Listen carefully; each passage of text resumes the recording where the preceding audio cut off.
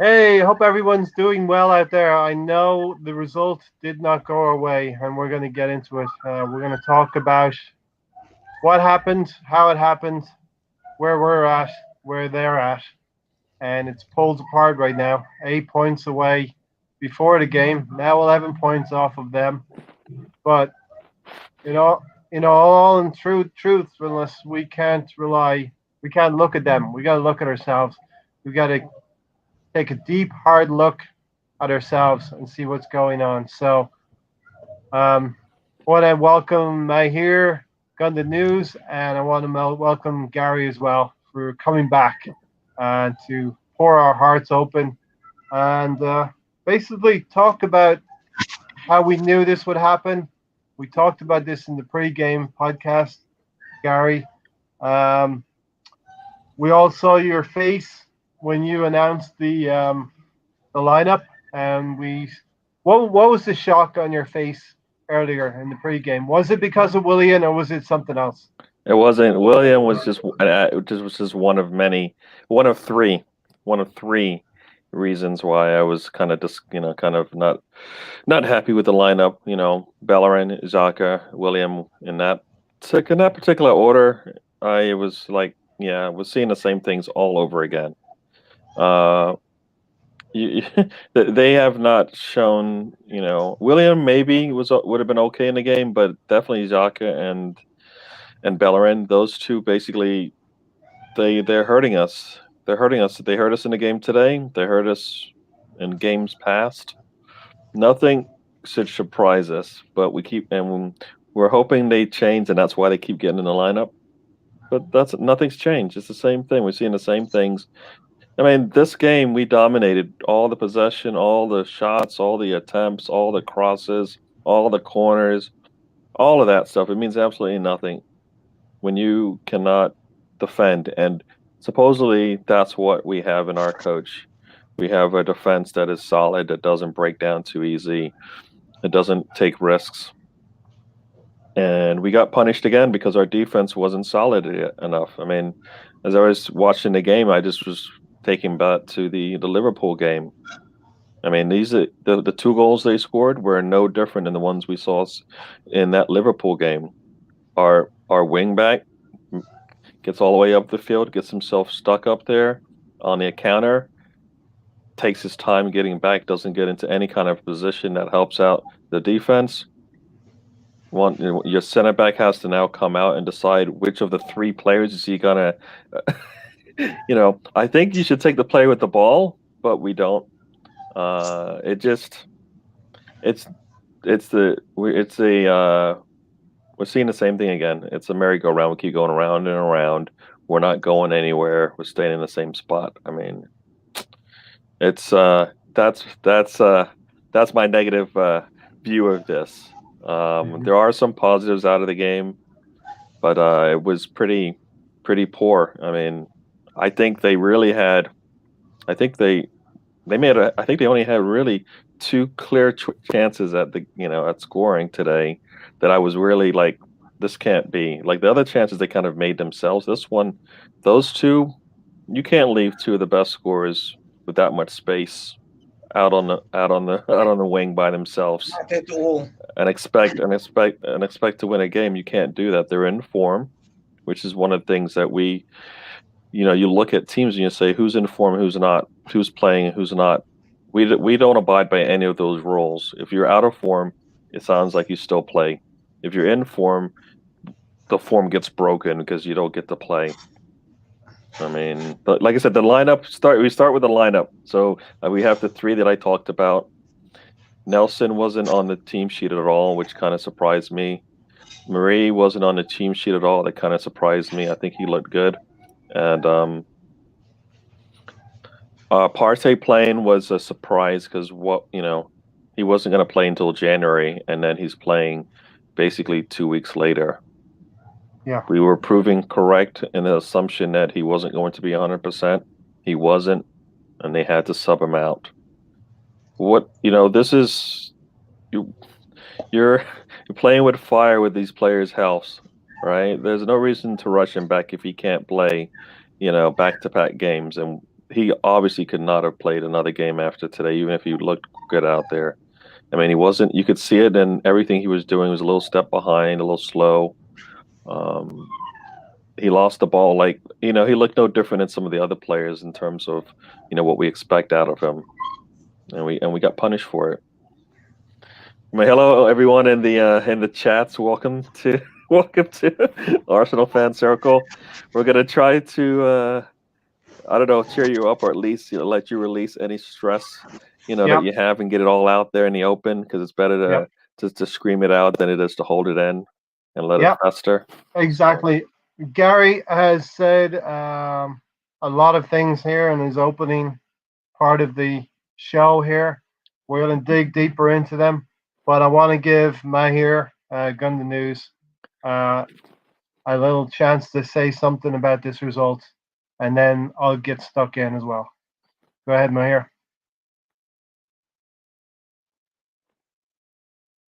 Well, I'll get stuck in then.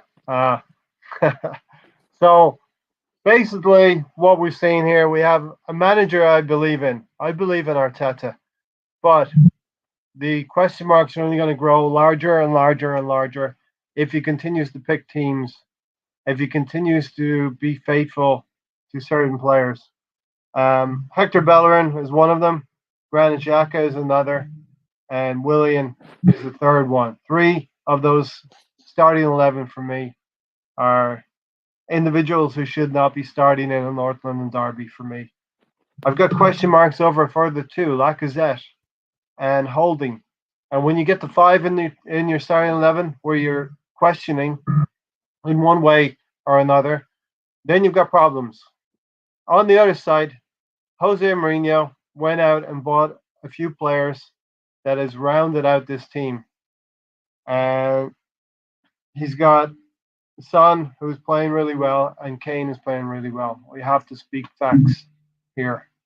And he's got hard-working midfielders. Højbjerg, who was probably their man in the match.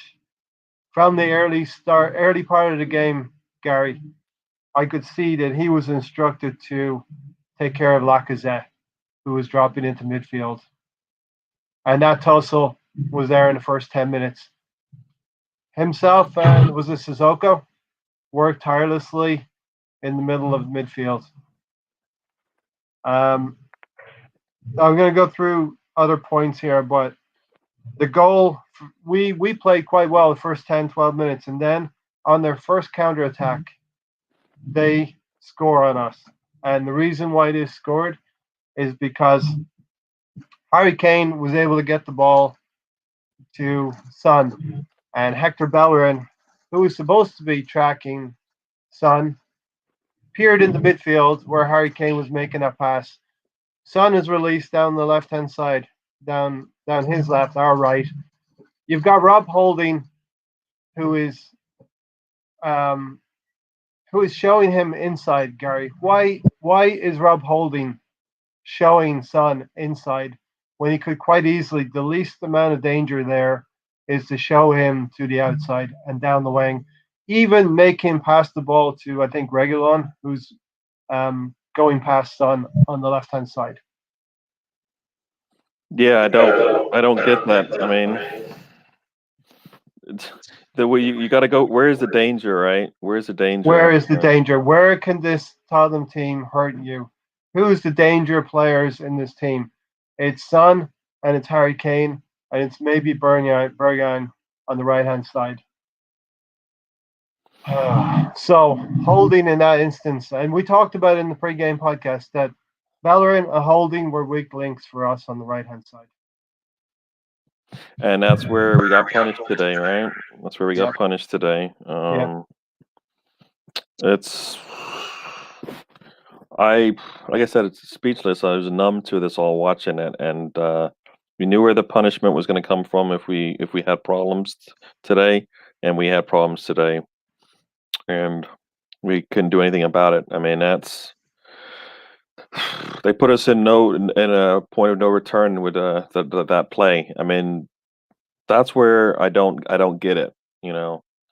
Everybody's happy with the play from the defense, and the defense is the one thing that keeps letting us down.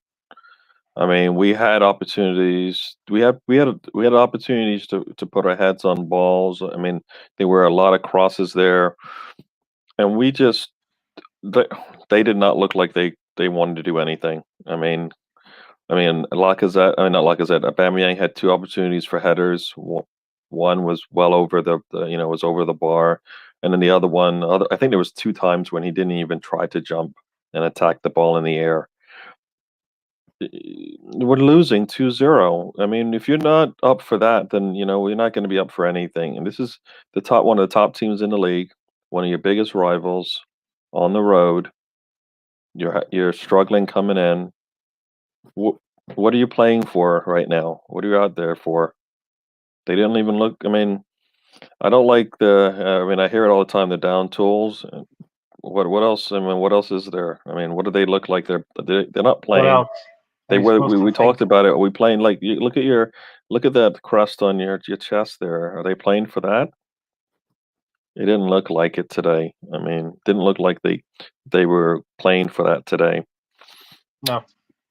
What you want is character. I think that a certain amount of the team played with character, but it's the old failing card names that keep coming up for me. Rob Holding is a serviceable centre back, but is he a first choice North London Derby player that you're going to put out there?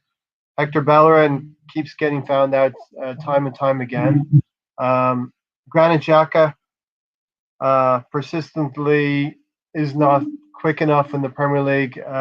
Kane sucked him into a few fouls. That's okay, but we're going to talk about the second goal.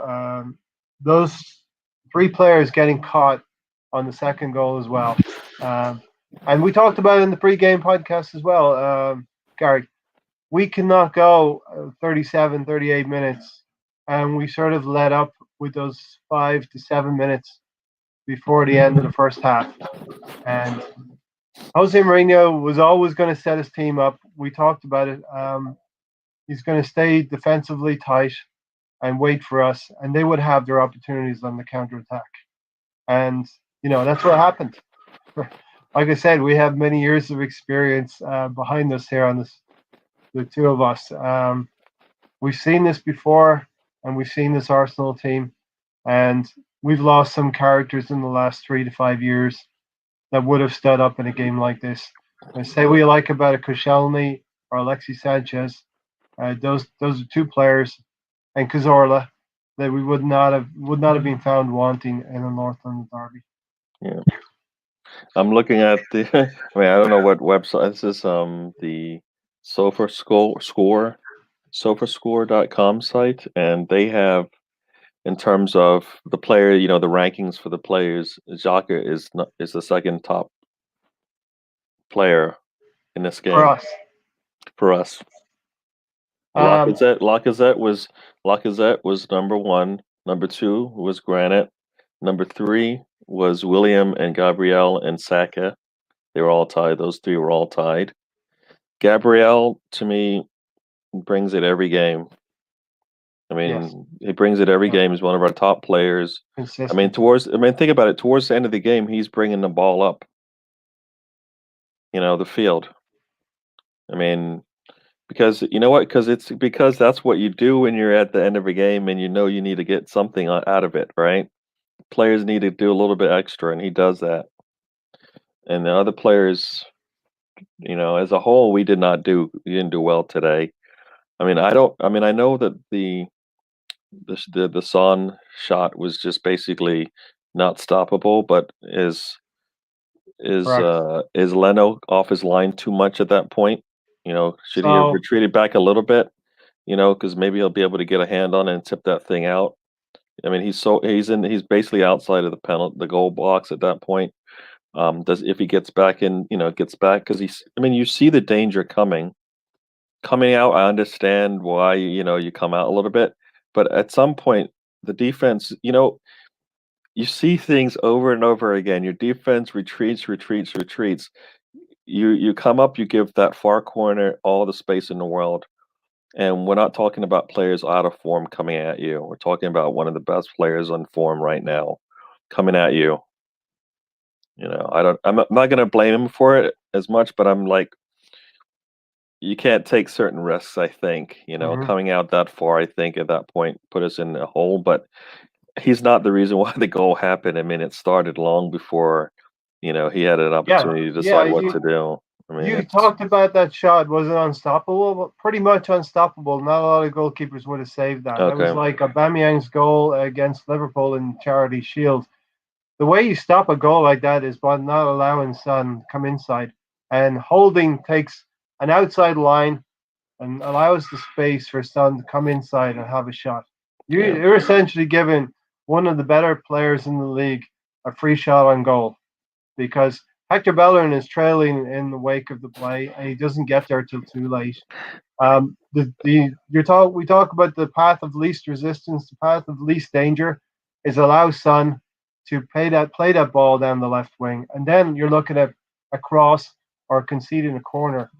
At that point, you concede a corner, you're allowing our players to get back. Yeah. And Now the only reason I brought it up is because I'm looking for something because it seems like no matter how clear it is day it is that something is happening, we see it doesn't matter because we see clear as day that Bellerin was out of position on both goals. Not the first time, not the second time, not the third time. I mean, you can count up the number of times, but yet he still gets to play. Robin, thanks for joining us. Abdi Aziz is here again. Was I right again? Yes, you are right again, Abdi Aziz. You are right. I will tell you when you're right. Arteta, it's good to believe. Arteta, it's good to believe in yourself. As a manager, as a coach, you need to believe in Yeah. yourself. But at some point, it does become blind belief, Gary. Yeah. If you keep playing the same players. If you put your trust in someone and they keep letting you down, at some point the light bulb should go on, right? They've let you down, and you can go to every. I mean, I know we're not supposed to do. You're not supposed to do that, but you can go to every negative play that Arsenal's had and look at the players that either were out of position long before or nowhere in sight during that time, and they're usually the same set of players every time. Just because Holden and Gabriel are in the picture on those goals every time doesn't mean that they were at fault every time, right? I mean, these players that you're putting your faith in are letting you down. And players that want to fight for a position are getting punished, right? The Willocks, the Nelsons, they want to play. They want to play. They're doing what they can with what they have. They're showing up every time they get on the field. They're giving you everything they got. They're getting punished for it. Yep. Players that are punishing you as the manager are still getting to play. I don't get it. It doesn't make any sense. I mean, Exactly. that's why people are like, this isn't Arteta is not the one for us because he didn't understand how big this game was. He couldn't have. The lineup didn't show it. He has to because he's played in North London derbies. He loves the club, Gary, and he must understand what a North London derby is. But he got let down by the same players that let him down in the Liverpool game. The exact same players in the Liverpool game. I'm just going to the Liverpool game because that was the first. That should have been the first light bulb, right? The first shot across the bow. Look, this is not going to work. Bellerin is going to do what he always does: get out of position and do this every time. And he hasn't learned from it because he keeps doing it. William isn't following the rules off the pitch. Doesn't get punished for it. Xhaka makes lots of really nice passes away from goal. That's not what he's supposed to do to some degree. Some part of that is to move the ball forward. That's the problem that we have. I mean, did you see that sequence of play again? It was very similar to one before where Gabriel is trying to be progressive with the ball, but Xhaka is demanding the ball off of him, and he played a sideways or a nothing ball backwards. Yeah. And Gabriel, you can see in his body language, I'm giving you the ball. You're supposed to be one of the leaders in the dressing room. I respect you, but you're not doing anything with the ball. And Tottenham are a team that will get back in position very, very quickly. Robin said Bellerin falls throw in again. I think that was the fourth of the season. That is farcical, Gary. Yeah, we all saw it. if you can't throw the ball in, how in the world are you on the pitch? These are little things, right? I tell you about the little things over and over again. This is once it's happened once, it never happens again, right? Right? Fundamentals. Something like this happens, it never happens again, right? You're a goalkeeper, you put the ball down, you miss it, you miss the goal kick, you figure out what you did wrong and you fix it, you never do it again, right? Hmm. Because you can't that you can't do that. You can't do that. I mean, I don't what it's that's too easy. Come on, Ray. That's an easy thing to fix. Sure, You learn sure. you learn that stuff when you're like 10 years old how to throw in. 2 feet on the ground, That's over your head. You don't even if it doesn't go to your team, you can't fault 4 times in a season. mm. Come on. Yes, and let's remember, on my team on the pre-game pod did not have Bellerin in the team. I wanted Ainsley Maitland-Lyons out there and Nelson instead of William, and I wanted Elneny in there Yeah. instead of Ijaka. And what So does El Neni have to do now? He's coming. He's he's playing with yeah, Partey. It looks good. Everything is yes, golden. This is what we yes. want to get out of our midfield. He's healthy. Partey Um, somehow is miraculously healthy, and El Neni doesn't play. So now you're just punishing Partey, giving him players around him that it doesn't work, right? So time and time, this is a broken record, man. I don't. here's another thing, Gary. Well, I'll get through some comments. Yeah. Alonso, hi guys, tough day, Yep. and back to work he goes. So, Alonso has some work to keep him busy. Yep. Might not keep his mind off the game, but it will keep him occupied. You know what I mean? Chambers and Murray has to be match fit soon. Holding isn't good enough. I would agree with that. Holding is at best a second choice right-sided defensive player. Robin, second goal, we let them counterattack 4 men against 2. Yeah, we know before the game this is how they would play, so let them come 4 against 2 is a shame. Yeah, we talked about it in the pre-game podcast. If we know it, Gary, if we know it, they've got to know it. They're getting paid a lot of money to know this stuff. And once again, when was that? That happens right after in extra time. The team Yeah. we let our foot off the gas. The other team's like we're playing through the tape, right? We're running through the tape. It doesn't matter. We're gonna go 100% until they blow the whistle and tell us we're done. Only Lacazette, Tierney, Saka, and Gabriel And seem to care. and that's another positive in the game, right? Lacazette actually came in today Right. and Yeah. actually played a good game. Yeah. I mean, he's surrounded.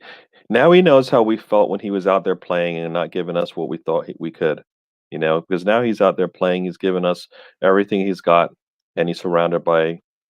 I mean, that's 4 players. I mean, I don't think Leno did much bad today, but that's 5 players. So 6 players in this team aren't given what they need to.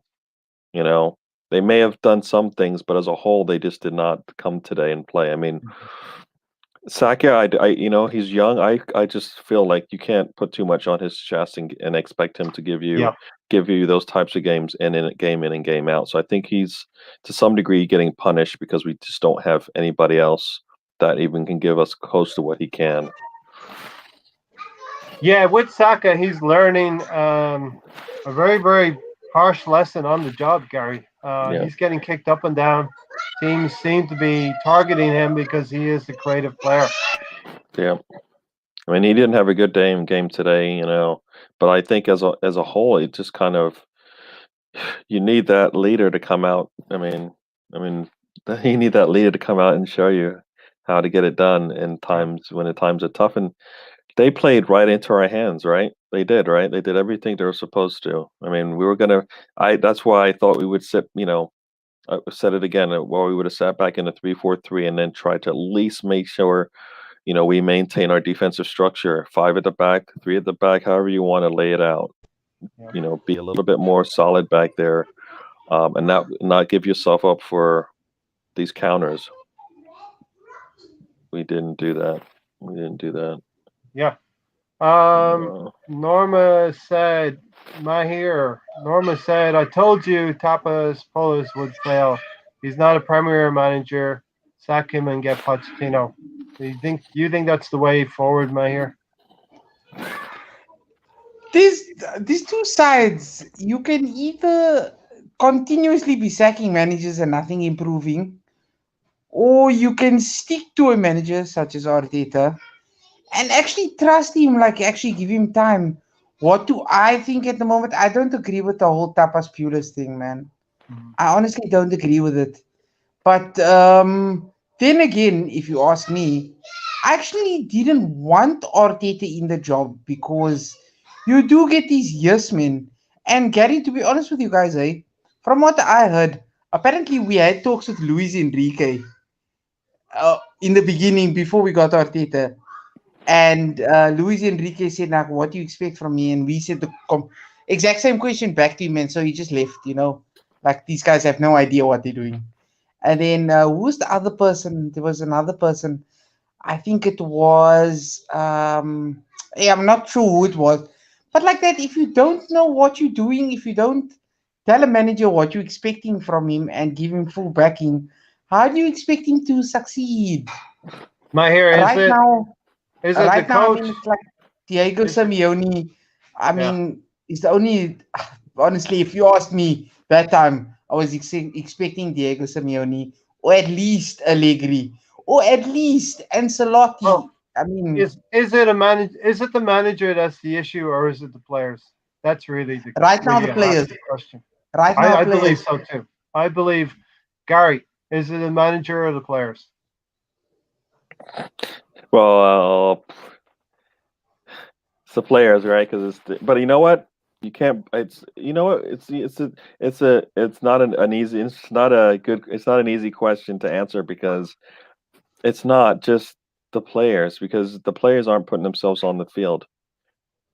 I mean, Yeah, the players aren't the true. ones that no matter what they do still get to play. I mean, On the team sheet. how do you show any kind of uh how do you say it?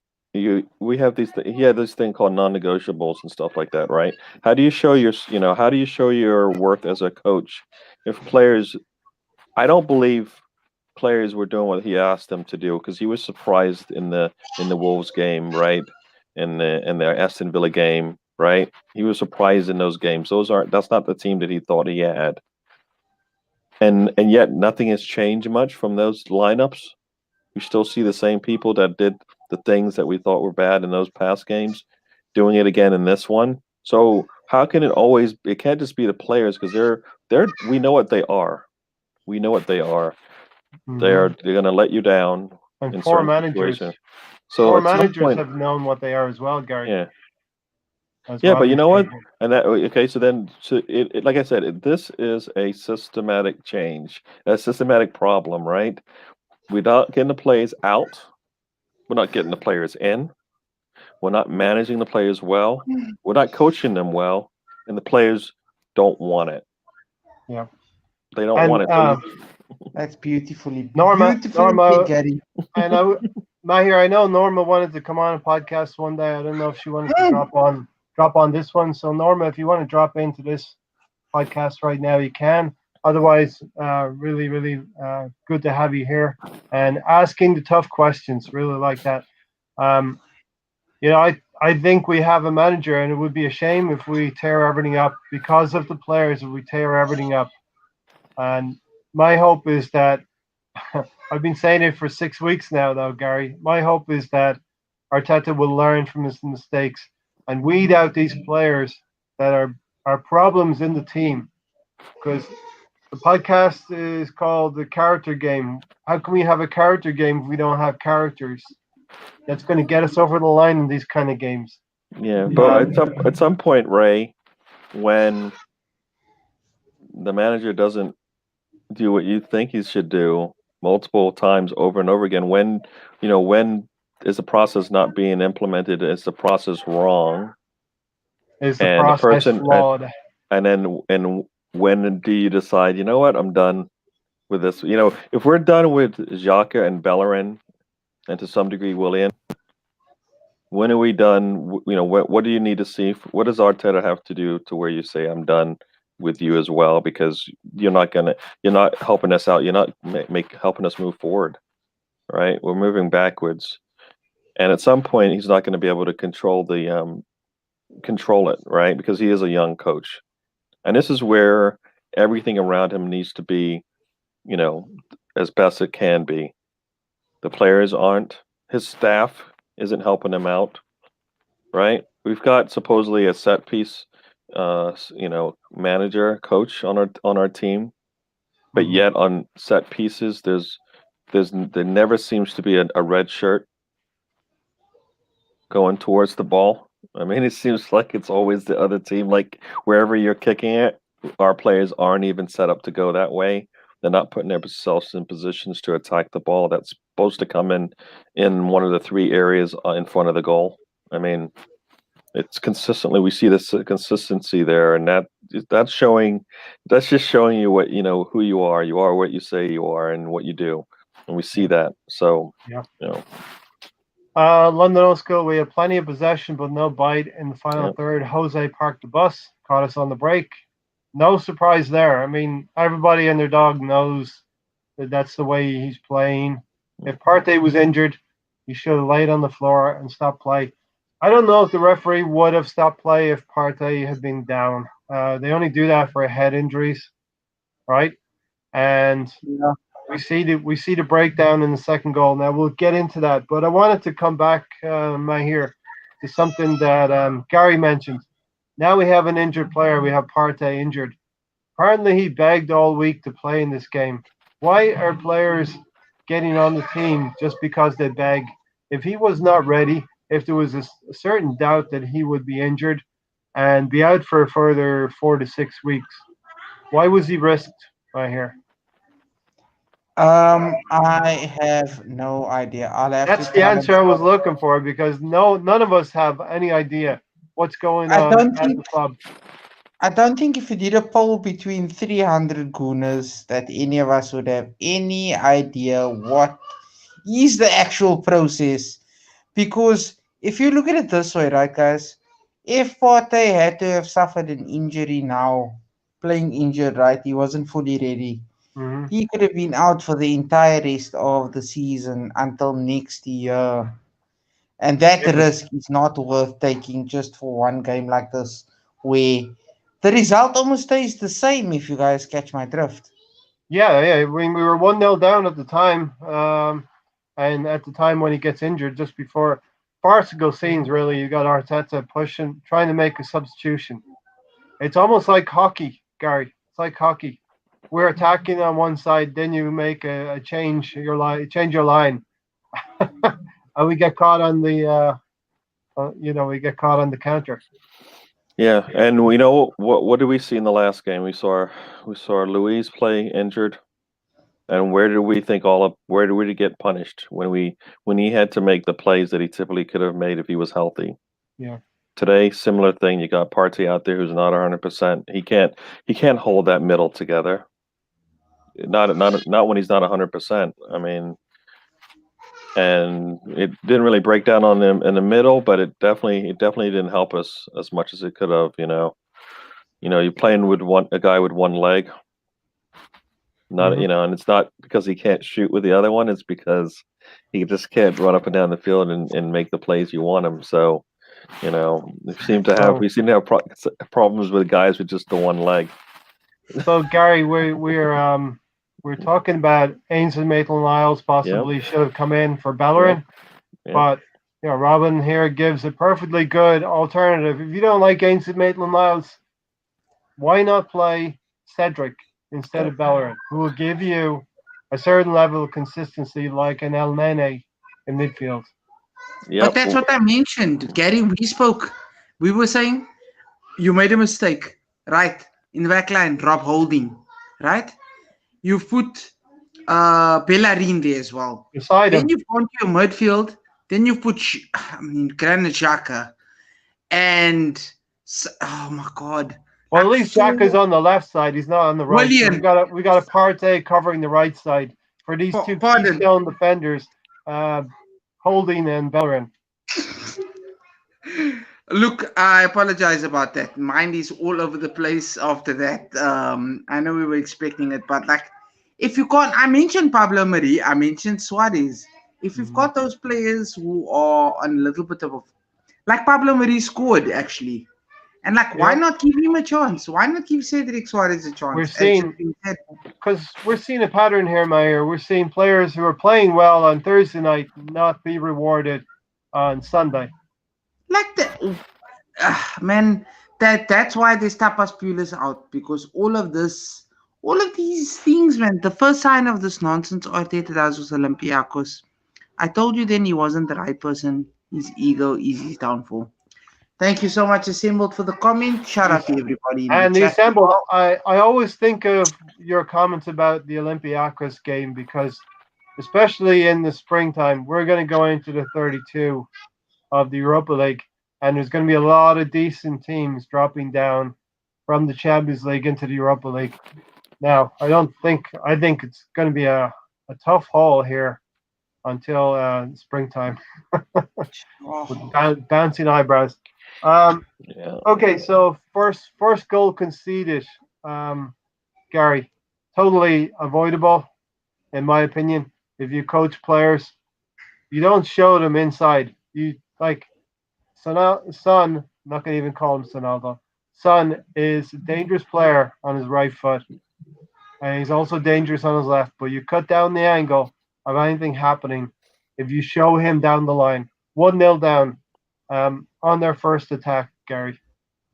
I mean, this should have been an easy one. You just take him out.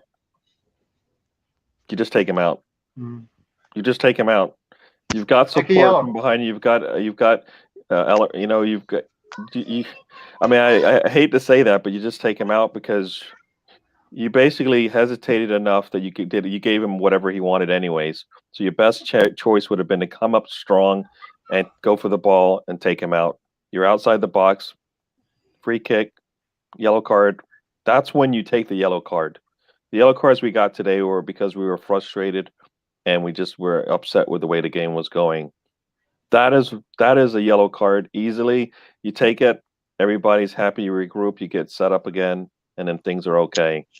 I mean, like you said, he had a choice. He saw two people to his right, Son coming on his left side, and he said, "You know what? I'm going to let Son go." If you're a defender, and I believe they do this in training, right? I don't even think you need to go into training to figure this one out. Which foot do you need to protect, and get the ball off, If you're standing there looking at him, you got to go to your left side and to make him put the ball on the other side. It's the weakest side of the two, the one that can do less damage at that point in the position on the field. Yeah, should have you're been exactly easier. right. We'll come back to that one on old school here. I agree. We backed off his Son. Should have took him out. And you're saying exactly, Gary. You come inside to cover his right foot, so the player now needs to go to his left and away from our goal. The angle's getting tighter, and he's going to play it to a member of his team who's not as dangerous as himself. It's pretty basic, right? Let somebody else beat you. You can't let their two best players beat you. I mean, that's you can't let Kane and Son decide games, and that's Yep. what happens today. Yep. If I would totally not be okay, but if we lost 2-0 to players who were not scoring regularly like Son or Kane, you could rationalize this easier in terms of, well, you had to cover Kane, you had to cover Son. They're the most dangerous players on their team. Anyway, London Old School, you asking me a difficult question here. Gary, when we all go to the pearly gates, we'll get an opportunity to ask the big man a question. And my question will be, why did every manager at Arsenal stick with Xhaka? Because I don't know the answer. I mean, he's basically killed two Arsenal careers easily. Well, you could say by himself and maybe a third. I mean, he made it easy. I mean, I don't know. When they write the book, they got to be truthful about it because they can't tell us it's for footballing reasons that he played, right? Yeah. 'Cause it can't be. We have, like you said, El Nene and Partey. They worked together in the Man United game. This was a similar game. You're playing away from home. at what is a hostile stadium because you do have fans against you now, albeit 2,000. But they made themselves heard. We could hear that real noise on the TV.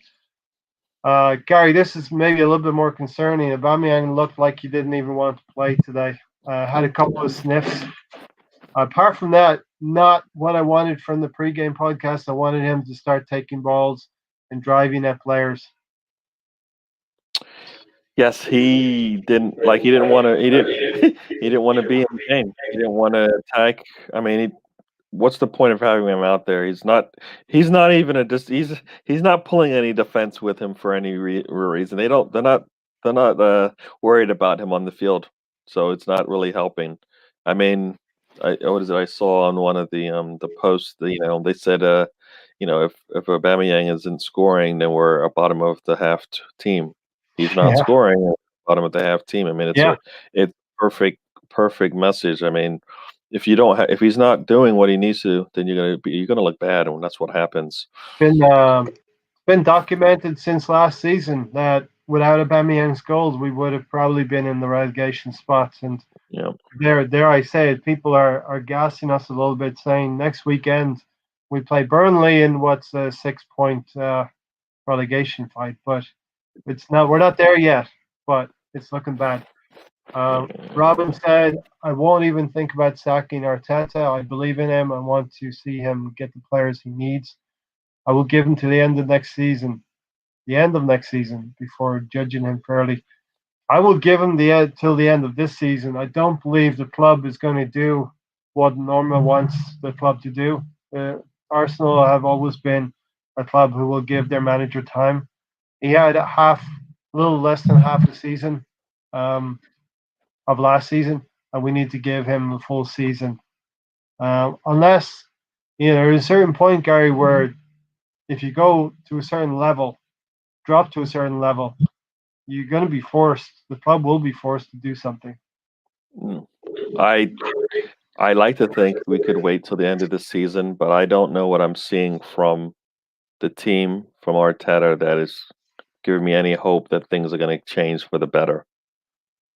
I mean, Are we seeing it on Thursday nights? That gives you hope. We've seen that for 2 seasons now. I'm going to say no. I'm going to say no because if I did, if I thought that what I saw on Thursdays was a plus, then it would make me feel better about the weekend games. But we're not even seeing that. So either there's two different guys coaching, Arteta on Thursday and Arteta on the weekend, and in this case mostly for Sundays, doing two different things, right? Yeah. I mean, if you look at the end of last year, you knew how you played, you know why the success you had was apparent, and what the results were. And this year, I don't think anything really has changed. You really haven't changed your squad that much to think that you can improve it that well, right? And we're seeing the same. I mean, no, I mean, no. That's why I just, I like to think towards the end of the year, but it may not get to that point. I mean, you lose to Burnley, Brighton wins. You're sitting at 17th place. Those two games could push you. Could knock you down. Not really. I guess maybe not Burnley, but Brighton, you could get knocked down to 16th place. What is it? Cross Morgan says, guys, I'm so disillusioned with what I'm seeing right now. Arteta won't see in the new year. I mean, that's where we're at right now. We know we have Burnley, and then we have a lot of tough games after that. Yes. The Brighton is fighting not to drop down. West Brom is fighting to get out. Burnley doesn't want to be there. Those are teams that are fighting for their spots. They're not good enough, but they're fighting. They give 100%. They're not good enough, but their 100% is better than what we're giving right now. Yeah, if you have a committed team against you, Gary, and you're a good player, but you're not committed, yep. What's going to win right there? A committed team or a team of players who are not committed? 3 of our next 5 or 6 games are against teams just below us, not at the bottom of the table, just below us. When's the last time you've ever said that we're playing 3 teams just below us, and it's not because you're in the top 4 and they're in the top 7. It's because you're in the bottom half and they're at the bottom. I mean, those are teams that are looking at Arsenal going, they're licking their lips like, we might be able to get something out of this game, right? Robin, you're making some good points here. Do we think that Edu has a say over picking lineup and tactics? I believe I'm not going to say a process. I believe there's a plan. People are tired of that word process. Trust the process. Maybe trust the plan, but they're not implementing the plan. And I believe Edu has a part with Arteta in this plan. It's to develop the younger players solely in the Europa League, throw them a few cup games here and there in the new year, but not really see much light of the Premier League. And I believe that's where it's flawed, Gary. That their plan is to keep Willock, Nelson, and those kinds of players and develop them. But the best way to develop these players is in the bright lights of the Premier League, in my opinion. They've been in the team too long not to be able to get Premier League games. They've actually played a lot of games, right? We said Willock has played whatever, like 40 games last season or something like that. So he's played. So it's not like these players don't have experience playing in the league, playing for Arsenal. So what is it then? Because it can't be that they're young, because they were actually played. They played more games with Une Emery And I, and Wenger than they are now. Why is that? Mhm. Why how can if you're all about the players and making sure that their growth is pretty good, they're regressing right now because they're getting less time. How they're not worthy of playing in the Premier League? I think they are. Not Yeah, nobody. I No, think they're outperforming some of our players. I keep harping on yeah, about Willian, but yeah, everybody sees it. He hasn't done anything since the Fulham game. yeah, You know, yeah. Willock deserves more minutes. I'm going to ask you to tally up what you think we're going to get from these 5 games here, and we'll go to a few other comments before we come back to this from Robin. I've got a number in my head. I'm wondering if it tallies with yours. We'll get into that in a second. We I think we did this, and I was being ambitious, and I said 3 points because I figured we'd beat Burnley, and somebody said 2 points. That's ambitious. Wow. Well, That's how far we've fallen, right? because those other teams are all out there playing well. They're not maybe not getting the results they want, but they're actually playing well and they're playing as a team. That's the difference. We're not playing as a team. We don't, like you said, we don't have an identity. We don't have anybody we can lean on, right? And Yep. when we need, the people that we need to lean on never seem to be in a position to do that when we want them to, right? Aubameyang is supposedly our scorer. He gets the ball. He needs to be able to put that ball on frame. That's not happening. Yeah, like You know. Robin said, he had a header in the first half. In the second half, I think it was from that Tierney cross, 49 minutes. Heads over the bar.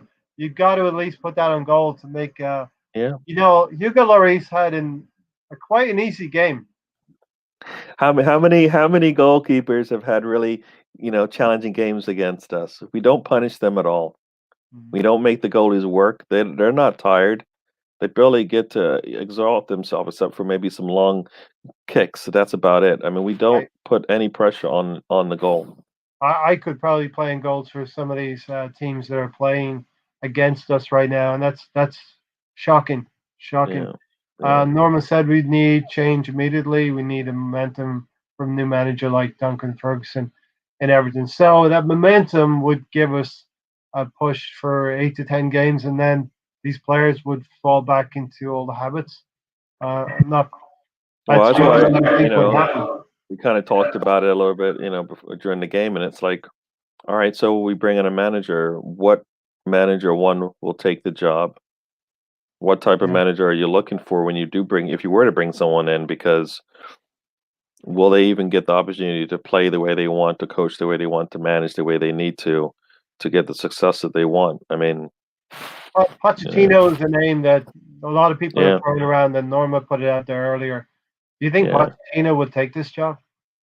I don't think any manager would take it because I don't think they're going to get the backing, the power that they need. I think that's part of the problem, is that the people with the power are making really bad, aren't gonna don't want to release the release the reins and let somebody who knows what they're doing come in and do better. I mean, this can't be good. I mean, this is bad. I mean, at the least, this is bad marketing for the team, Yeah. and so some change should happen. Yeah, if anyone's watching this stream right now, there's 13 of you. Slap a like on the video, and if you want, please share the stream on your socials so we can bring in a few more gooners in here and share the problem. A problem shared is a problem halved. Okay, I've given you a little bit of time here. I'm focusing on 9 points from these 5 games. You see 9 points from I those. see a Burnley win. I see a Brighton win, and I think we'll pick up one more win from the other 3 in the middle. And Lewandowski kind of echoes what I was thinking. If we don't win 3 of them games, we will be in trouble. We're already in trouble, so the next set of 5 games will be in more trouble. No, I mean, once again, we'll say the simple question: what did you see in the last 3 games that tell you that in the next 3 games we're gonna get definitely 3 points and then maybe another win in the next, 2 wins in the next 3 games based on our form right now? I mean, that's what you're. I haven't seen anything. If you're telling me we're gonna have 7 shots on goal in the whole game against Burnley, that's pretty dire. And you know what? And that's what could happen because they will do it. They will give us the ball and we won't do anything with it. Right? Mhm. That's what happened today. Except for they will be a little bit more entrenched in their play behind the ball. Spurs knew that they would need to come out of their shell a little bit to counterattack on us. So they were geared up for that. Yep. Other teams that are lower on us aren't going to give us those opportunities because they don't want to.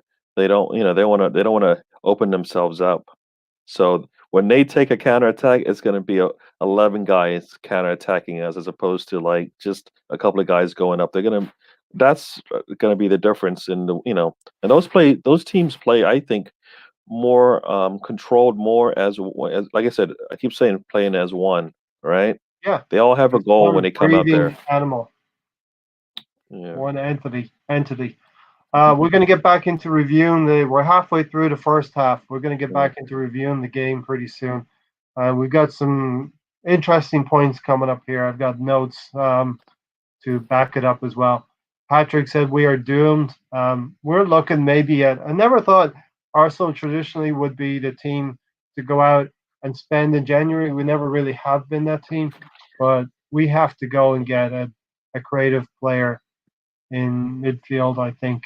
I know you think there's a couple of areas that need to be patched up as well. We'll get into that in a moment, Gary.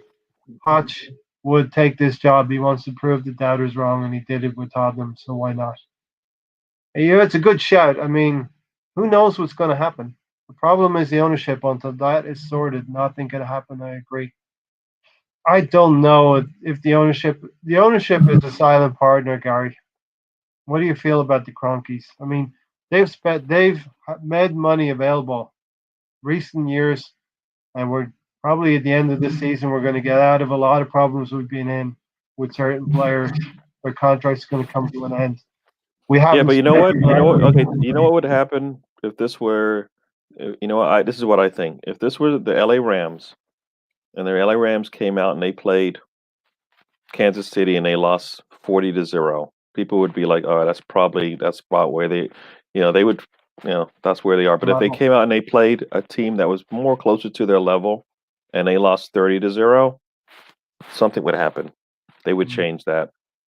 They would change that. What kind of team right now is our level? What are we equals to?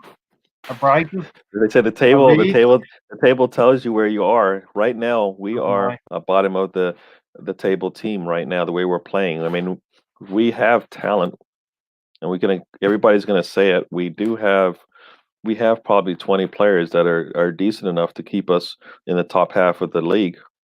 Mm-hmm. I mean, right now we're talking top half. We're not even thinking about 6. I mean, don't say that word. Don't say the 4 word. No, but no, no, I'm not gonna. No. I mean, I didn't have us finishing in the top 4 anyways. When I looked at I mean, if you finish 8th or whatever we did, right? It was 8th, I think, or 8th. 8th, right? I figured, we move up a couple of spots from there, and that's Mm. improvement. Because I always said, what if we play better and we don't move at all? And people are like, no, remember that? People are like, Yeah, I was one that's of those. bad, I didn't even that's want to bad, count and on that's that. negative. And I'm like, you know what? We haven't improved, so we just dropped. If we had just improved where we are, we may still be in 8th place right now. But it's not because we're bad. It's just because the league is so tough, and we're still on the rebuild mode, right? Yeah, yeah. We are the new kids on the block. We're too naive. We're sometimes too nice. And you saw that Tottenham team, well drilled. They will foul in rotation, and they will stop us Yep. when they need to. And And that's a they disciplined control. team. Yeah, that's a They disciplined control that team, right? second half. Yeah, Yeah. that's a disciplined team because you look at our yellow cards. What were they for? What benefit did we get out of them? Nothing. Nothing. Yeah. We didn't get any benefit. They were just players who were upset that they were looking really bad on the pitch. See, exactly. Look at that. Look at that. Tomorrow, And and that's you one know, of your you and wins. me, Gary. You know, That's you and one. me. What That, we picked. We picked that as our upset game. Upset game. You know that? yes. Yep. Yep. No, I mean, but you know what? We're looking at the game, as not necessarily as an analyst. When we look at it, we're seeing things. Brighton isn't that bad. Southampton seems to be coming back down to earth. Mhm. All right, They they had a went bit. a bit like that, and now they're sort of like Yeah. leveling off. Yeah, so there, the table kind of weans you out and figures where you're going to be based on the style and play and the players you got, and we are where we are because of that. Yeah, Robin, in case you don't know, and maybe you've been watching a couple of podcasts, I know you're new to the channel. We've been previewing Premier League games, and a new nuance to this is each of the panel members have to pick a shock outcome Premier League game, whereas the bottom of the table team will beat a team in the higher echelons of the league. Funnily enough, Gary and I both waited to the last game in this weekend to pick Brighton over Southampton. I'll be happy to be wrong tomorrow if Southampton go on and get something out of that, Gary. Um, Yeah, I Ray, mean, Ray, they've created the problems with their lack of investment. They failed to back Wenger, Emery, and Arteta to give money to buy substandard products. I'm just looking at it right now. There's only 3 teams that are worse on goals for in the league right now. Only 3. Yeah, and the assemble. I don't know what's happening. Your comments are being retracted in the comments section. I don't know how that's happening, but they're showing up here on the stream. Kind of weird. All right, let's get back into the game. So, as I said in the earlier part of the podcast, Højbjerg had been instructed. You could see that early on. He was instructed to keep the midfield tight. They're the workhorses in midfield, those 2 players, and Lo Celso as well. Goes to I at some point say there's lots of game left after about 20 minutes. This is one of my notes. There's lots of game, ever hopeful. 26 minutes, Højbjerg has a shot saved. And then on 32 minutes, we talked about Bellerin and his stupid foul throws, which, he needs to be disciplined for that. 32 minutes, my notes are dead players, Willian, Bellerin, and Xhaka. I'm sorry. These players should not be finding themselves into the first 11 of a North London derby. 41 minutes, Lo Celso gets a yellow card. This is important because he'd been fouling Lacazette, Gary, a lot. He'd been throwing himself around Lo Celso. Now, that's one yellow card. 2 minutes later, the referee has a big call to make because what are you going to say Lacazette found Lo Celso's leg, foot, or Lo Celso actually fouled him? To me, that's another yellow card. He, 2 minutes later. I mean, you gotta you gotta make the call, man. I mean, I understand why they didn't, but you know what? That's why Lacazette and Arsenal have to see that as a weak link in their defense, right? And attack it again, right? If you see that that guy's got a yellow and he's, Yeah, you know, he's he's still on the he's field. he's still on the field and he's not going to change. Make sure the referee knows the next time he comes close to you and you fall down to the ground, that look, this is happening over and over again, and maybe you get what you want. I mean, this is how the game's being played now, and that's the disappointing thing is that's how it looks, right? I mean, you got to take advantage of your weak links, and it was there. So things are coming back to haunt me on the pregame podcast, Gary. I mentioned Martin Atkinson. I'm okay with his taking the game because he only hands out like 2 cards a game. And he's very lenient. There's no red cards really in his locker. But it comes back. I thought it would be us in a hostile environment, him handing out yellow cards to us. No, it was Tottenham who were getting yellow cards, and I think he bottled it here. It was a big call. Interesting, VAR doesn't seem to want to look at these kind of things. And on 71 minutes in the second half, Lo Celso is substituted by Mourinho. Interesting. Yeah. I'll just leave it at that. Interesting. Then we come to 46 minutes. The killer goal against us. I just want to get a comment or two in here. Russ Morgan, before Arteta, about a year ago, before Arteta came in, I wanted to get Benitez in. He was my shout to come in. A coach has been there, done that, gets the best out of a team defensively, and allows the team to be able to play and attack. But I just think we're too far down the road here with Arteta. Unless things get horrible, Gary, we have to stick with Arteta. What's horrible? What's more horrible than where we are right now? More losses. I mean, we have lost 6 games out of 11 now. We are going to lose more. Yeah. I mean, the problem is, when are we going to win? Right? Yeah. When are we going to win another game? On our our predictions podcast is going to look very interesting. We did a predictions podcast in August, September maybe. It's going to look very interesting to review that in May. I predicted 7 defeats for the whole season, so just about on course there, Gary. We only have to do 1 more game all season. I want to find those notes and see what I said there, because I have a feeling I was close to what you were too in terms of losses, because I assumed we would improve from where we are, and I think we were like 9 or 10 last year, right? So we lost 10. Yeah, so 14, I figured, 14, 10. yeah, so I figured 7 was a good improvement from last year, and I had 7. Yep. Yeah. Yeah, we lost 10. An improvement would be to lose something less than 10 this season in the league. Yep. So we're four defeats off of being pretty much the same, unless we're going to win a lot of those games that we drew. Yep. I don't even want to look at our percentage right now. It's still 19.5 in terms of getting towards that. Yeah, that number. I mean, just think about it. Just looking at, I'm looking at it right now. Looking at our next 10 games.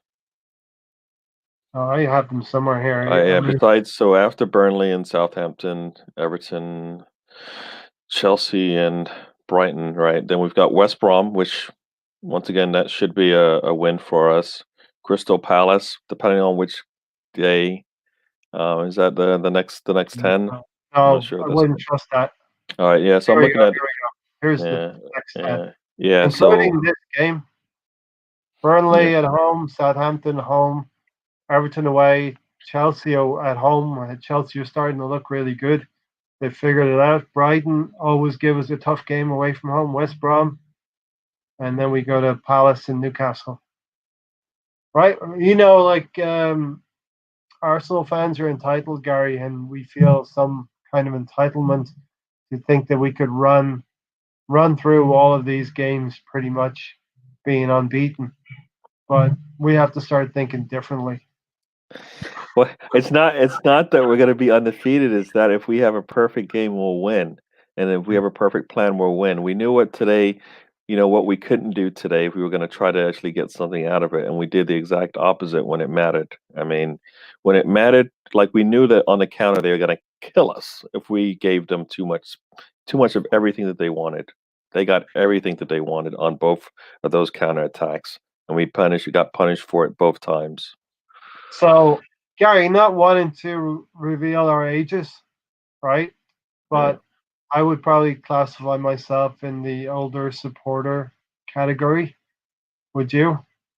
I don't. You know what? I probably not because. Well, I guess I might look at it a little differently because I kind of just looking. I'm more looking at how the game's being played than I am what it used to be back in the days because my memory of that is not, because like I said, I Yeah, was younger when I moved over here from from England, from the so UK. I missed out on a lot of all the good times that you guys talk about. I don't have any of no recollection of that, just because it was out of sight, out of mind kind of thing. I just didn't really have there was no internet back then when back in the 80s and then the Oh, 90s. You get into your own thing. I always had art, like I said, for since I've left, I've always had something Arsenal in my possession at all times, but I never, because it was just hard to follow the game, so I never get onto it. And then you get into college, and then your life, you get married, kids, all that stuff, and then you finally get a chance to come back to it when once it started showing up on, like, I think it was Fox or something like that first started showing the game. So, that's back, like I said, Fox Sports Channel. yeah. So I That's think how I back in, like, I mean, okay, great. I think I've been able to consistently watch Arsenal for like the last 9 years. Mm. So I've seen where the game is now. I look at how they play, I look at how the best teams play, and that's kind of your parameter of what you expect out of your teams. You look at some of the top teams in the league, you see how they play. You look at some of the teams right below them. You look at some of the teams way at the bottom of the tables, and you see what's going on there. So I would consider myself a young supporter in the sense that I've only been able to watch them for like the last 10 years or so. But at the style of play, if that's what they're talking about, I know from every other sport, it was always tougher. They didn't blow as many whistles. They took harder fouls. I mean, you see the fouls that they were, you look at the Maradona talking about him against England. You look at all the fouls that he had to take, and you know what? It didn't matter. That's the problem. Today, it Yeah, matters when you take a hard foul. Back then, it didn't matter. You took a hard foul, you got right back up. You dusted it off, and you played. Now you roll around on the ground, and then you want to get a card thrown, and that's the difference in the game. let's dive into that for a few minutes. Yeah. Well, why do you think that's the case? Do you think modern footballer has more games on his plate, club and country? Why? Why do I think there's a change in Yeah, style and what stuff? do you Yeah. think? Maradona took a foul, was taken to the ground, dusted himself off, and got up, and was still in perfect working order and Yeah. able to score You know goals. what? Because I think And that was just part of the game, right? That's just part of the game. You make someone look bad, or you're just that good. Then they're gonna have to come at you a little bit stronger. They're gonna be a little bit out of control, and you just prepared for that. I mean, the athletes back in those days probably worked a lot harder, right? Some of them didn't. They worked and they played sometimes, right? Because they had, they needed, back in the days, you go further back, they're like working and playing because that's all they had. They had no choice. They needed to make some money. yeah, Nowadays, the money has made it so easier for them yeah, to make. It's all about. It's always comes back to the money. There's so much has the money in the money game. has it ruined the game? Because you look at Jamie Vardy, he's come from knowing how to play in the lower leagues. He's had to have that job, Gary.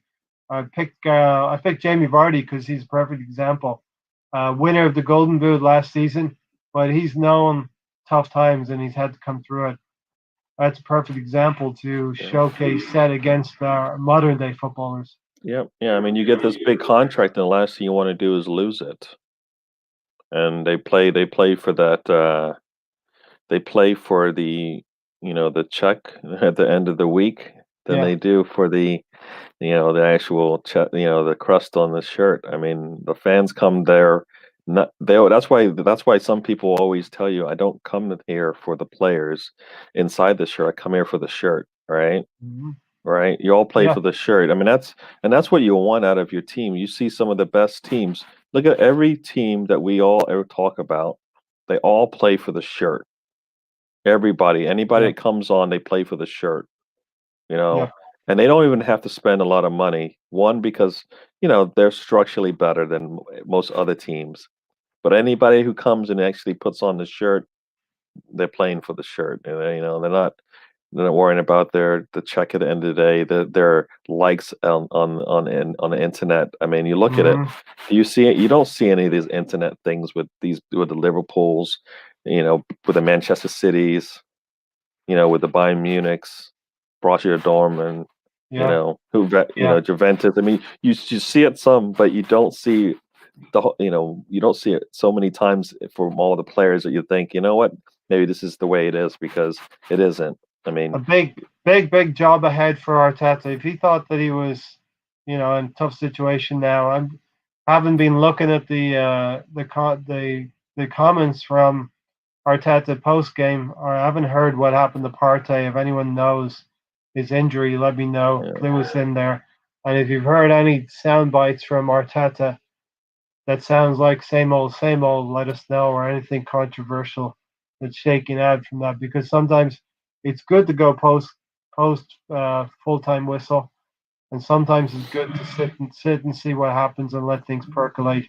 And very often we go reactionary, and a couple of days from now we maybe think a little bit differently, right, Gary? I I would like to say that, but I don't think so. I don't think. I mean, I'm going to be ready for the next game. I'm going to be up for the next game, Yeah, right? But yeah, am I going to expect to see anything different on weekend based on what I've seen this weekend? Probably not. yeah. Because, like I said, I feel like he's coaching two separate teams. He coaches It's one team on Thursday and another team on yeah, Sunday. And as yeah, a manager, you can't do that. It's got to be the same, or else you're basically setting yourself up to fail, yeah. right? Yeah, yeah. Look at Mourinho. This is the roadmap to look at. Look at the more experienced managers in the league. Chris Wilder, Jurgen Klopp. Uh, they have drilled into all of their players a way of playing that they can interchange players, switch them out, and they get pretty much the same product on the field. Yep. We've got to do the same thing. Yep. Demand Willian have the same skill set as Willock or Pepe, demand the same thing from the young players as the senior players. And a lot of it has to come from right here. It's got to come from your effort. Well, And like you said, it's a lot easier if all 30 or 25 players that you have are all under the same system, right? This is the way we want to play. This is yeah, how we play all the time. So if we're going to play 3-4-3 on a Thursday, we're going to play a 3-4-3 on a Sunday, right? If that's not, because how the players, no wonder, think about it, no wonder players from the weekend and from Thursdays don't get to play, because you know what, they're the style of play is so different. There's no way you can justify putting them on because they haven't played in the system that they're going to use on the weekend, right?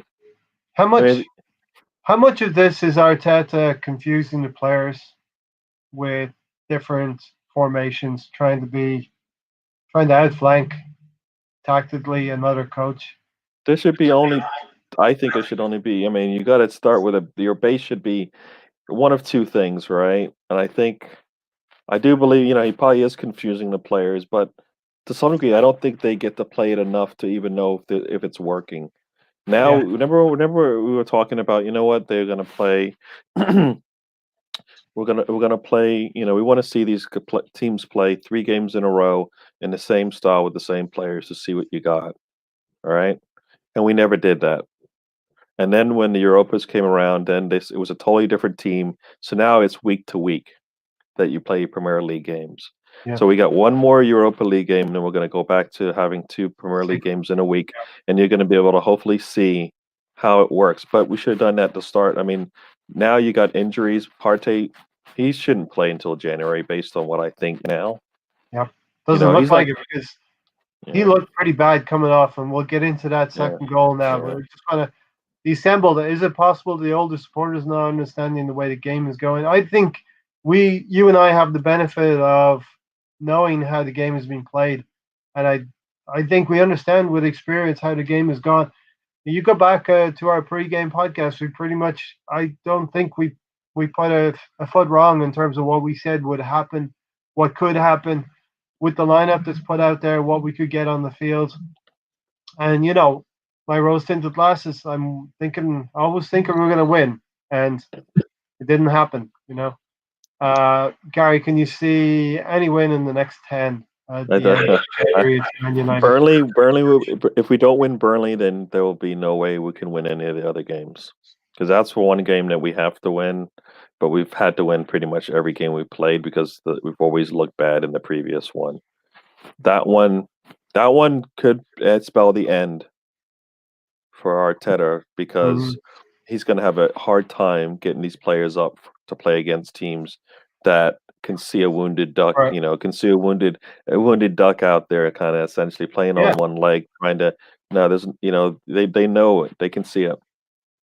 So what you see now, Gary, is two sets of people. You got Group A and Group B. Group A is Arteta in. Group B is Arteta out. With each passing defeat, you're seeing more people peel off of Group A and go over to Group B, and this is going to keep going if he continues to pick dead teams with Willian, Xhaka, and Bellerin in them. Yeah. And we continue to lose. All of those Arteta ins are going to drift slowly over to Group B. Yeah, no, definitely. And it's not even Arteta out because it's Arteta out because we need something different, and he's not doing anything different from game to game, from week to week. I mean, so it's not that I want to see him out because I guess he's doing bad, but what I don't want to see is him do the same things and repeat the same mistakes over again, and that's what he's done.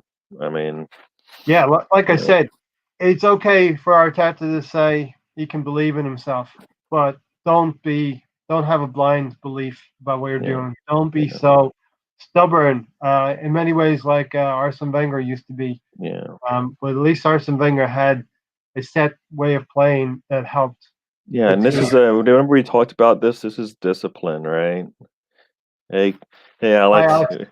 We always said we always talked about discipline, right? You have a plan, you stick to it, and you go, and no matter what, you don't stray from it because you're disciplined and you know that plan's going to work because either you've seen it or that's what you base everything on that you're doing. We're not doing that. We obviously we're not doing that. I wish we were, but we're not. Well, we all know the players that need to be sold. The January injury list is going to be interesting.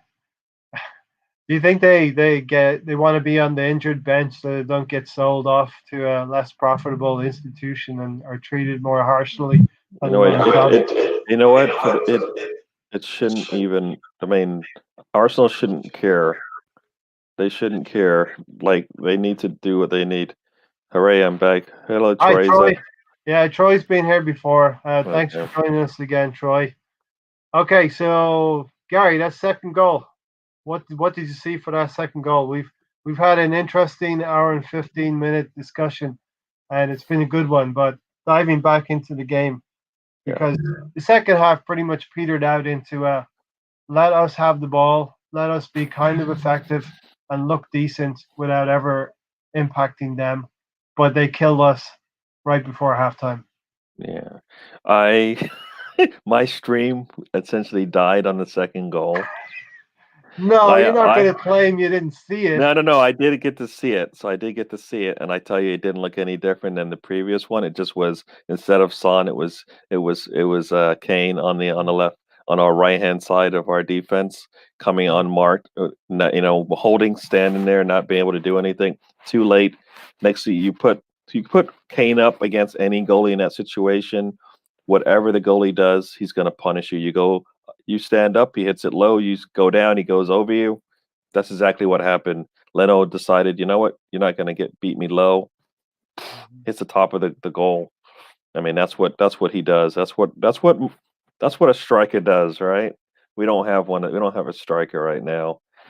He just, I mean, and once again on that, where is our right wing, ring back, whatever you want to call it? Where is he to be found? Nowhere. Once again, Hector.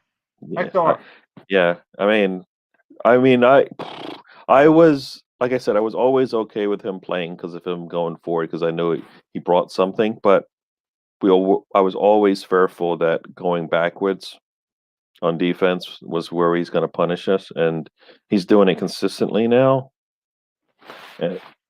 Gary, you see this banner here? That's probably a week old right now, but it remains current still. Why can't Arsenal play with the possibility of winning and not the probability of losing? We seem Yeah, to have a fear about the way we play. yeah, yeah, yeah. But let me get to this one. A character game with our characters on a team. Okay, the second we're attacking with some kind of intent. Saka slips a nice ball into the inside right channel. Ball gets passed just behind the Bamiyang. I think he tries to get a hold of the ball. What I saw is right on the edge of their box, three players: Lacazette, Xhaka, and Tierney. All three of them doing the job of what one person should be doing, which is closing the player down with the ball. The ball gets released through those three players: Lacazette, Xhaka, and Tierney, and they're all caught the wrong side of the ball into midfield. And then what do we have? We have a line of players that have just been bypassed, and then we have our back line, which would soon become two. Take it from there, Gary. And that's why you get punished. I mean, that's. I mean, like I said, it was like I said, my we it's cookie cutter stuff. We're seeing the same things. I mean, I I laugh because I could just cry every time because I keep seeing I like to hear what Arteta had to say about the game because that kind of might give me some light as to what to Um, expect next. But yeah, the assembled sort of. This is what he had to say about it. Arteta said the player has done what he asked them to do.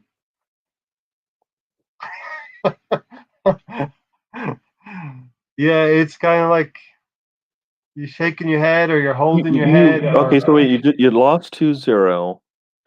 You had more possession, more shots. Everything was oh, on your side. You had the more passes, all of that stuff. So you had control of the ball. You lost 2-0, and then they kind of gave up on trying to do any more, punish you anymore. But the players were doing what you asked them to do.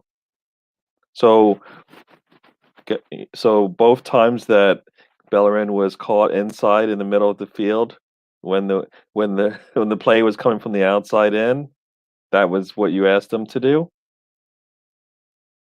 yeah. No. For the first goal? You asked Bellerin to peer into midfield and go say hello to Harry Kane while he's passing the ball through you onto Son and exposing Rob Holding 2-on-1 and letting Rob Holding take the wrong issue and showing Son inside and saying, "Go on, have a shot at Bern Leno because he needs to practice."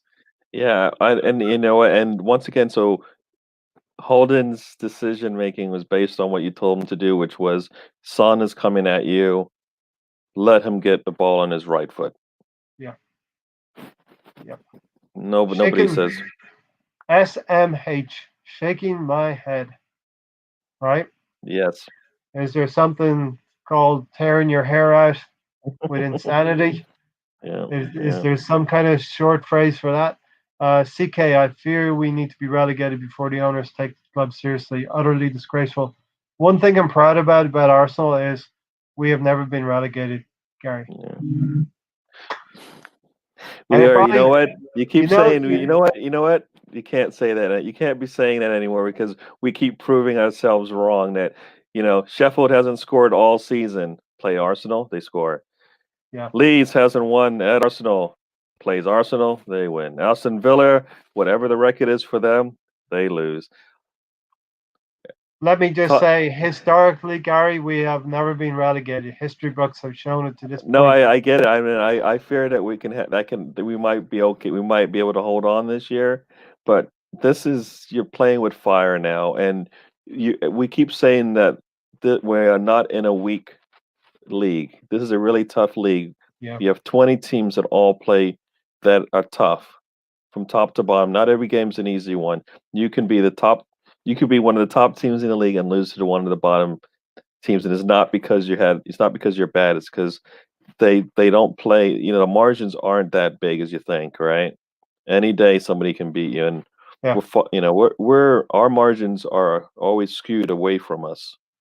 Yeah. and we are in trouble. Tashi, we are not saying that we attacked better. I'm saying we had more of the ball that was ineffective. And you can have all of the stats. At the end of the day, you can have all of the possession and all of the chances. You can have all the shots on goal. You can have all of the shots off target. You can have all the corners. Yeah, You can have players sent off. But what's the one stat that actually matters, Gary? the win.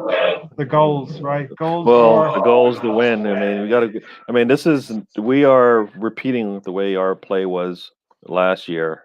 You know, last year. This is how it was. Teams would just figure out that we are going to make a mistake, and when we do, they're going to punish us for it, and we do. They do that every time because we make it easy. The only reason why, and I go back to this, only reason why when Emery went on his 20-game win streak, things were okay is because the teams that were making those runs at us when we broke down, they were missing those chances, those sitters. And once they stopped missing those chances, we were in trouble, and that's why we kind of started to fall. We kind of set ourselves up that way with the players that we had, but we also were giving away those chances as well. And same thing today. I mean, we knew what they were going to do. Everybody knew what they were going to do. They didn't have to. They have won games where they don't have all the possession of the ball. I mean, a lot of teams are doing that now. They're just punishing yeah. you when you make mistakes. This is how Jose Mourinho is playing with his team. He's identified a way of playing with the players that he has. It's not that difficult to understand, and I wish Arteta would formulate a way of playing with the players that we have, and also understand if they're younger play. Age is just a number in football. And Saka, Saka is not physical, is not strong enough yet, Yeah. but he I will was be gonna strong enough. Yeah, I wanted to say something on the The assemble. Assemble's message there. What I'm hoping now, because this is how ruthless as we need to be. Laka looked pretty good the last two games, right? Why don't we sell him? Hmm. You know, I would have been like, why don't we play him? Why don't we ride no. Why don't we sell? We don't. Long term, he's not in our plans, right? We know that. So he's looked good the last two games. He's trending upwards. You know what? Maybe he takes a break because you know what? We need to rest. We need to rest him. Yeah. But really and truly, we're just setting him up for his exit out of here, because we need the money, and we need to bring in somebody else, Yeah. right, to replace what he does. Yeah. So why not? I mean, we got, in regards to the injured players, yeah, we bought injured players that we knew of, and then we re-signed them, right? We haven't got anything back from those players yet. Yeah, and That's Adam said that Partey came to us injured from yeah. Atletico. Wow. We're going to talk about that next. Tashi, if you want to know my feelings on Ballerina, just check the pre-game podcast because I'm pretty sure I wanted Ainsley Maitland-Niles in there and not prime Ballerina or prime Rob Holding to go up against Son on the left-hand side. It was just not a mix that was going to work. It was like, what's the kind of chemicals if you mix them together, they're explosive. Pick two of those. Really poor. Alba didn't look too interested from Troy. Yet again, Robin. I don't think Alba is captain material. It's time to give the badge to someone else. Gary, it's a good question. Is it time to? You've had the team meeting, whatever that was, right? I don't know. I'd like to know what that looked like or felt like. At the team meeting, you were always going to win on Thursday night against Rapid Vienna. So that's no so-called bounce there. Today was when you should have had the bounce, and you didn't get it. So what do? Do you shake things up now with the captaincy? There has to be changes. Some big changes have to be made all across all the like. If we're gonna say the players are the problem, then that's where we're gonna have to make the changes. Like you said, from the top down, who's the leader that we're looking for out there? Is it Bellerin who gives it to us every game? Even on his bad days, he still is not that bad, right? Is it Gabriel? No, probably not right now. He's a little too young for it. But those are the two players that we need to be leaning on, and they should be the ones that, you know, I feel like that's our base right now. Those two players are our base. Would you give Tierney, who has been here for a season and a half, let's say, or Gabrielle, two prime candidates that you would give the captaincy to, but Gabrielle just came in the summertime. It doesn't seem to have the authority within the dressing room.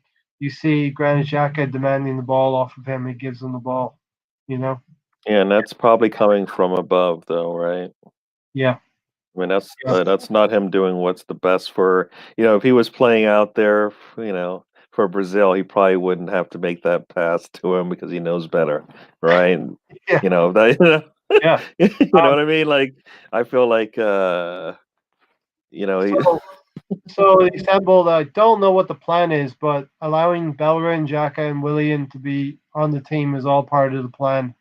And why Ainsley Maitland-Niles and now Nenny were on the bench.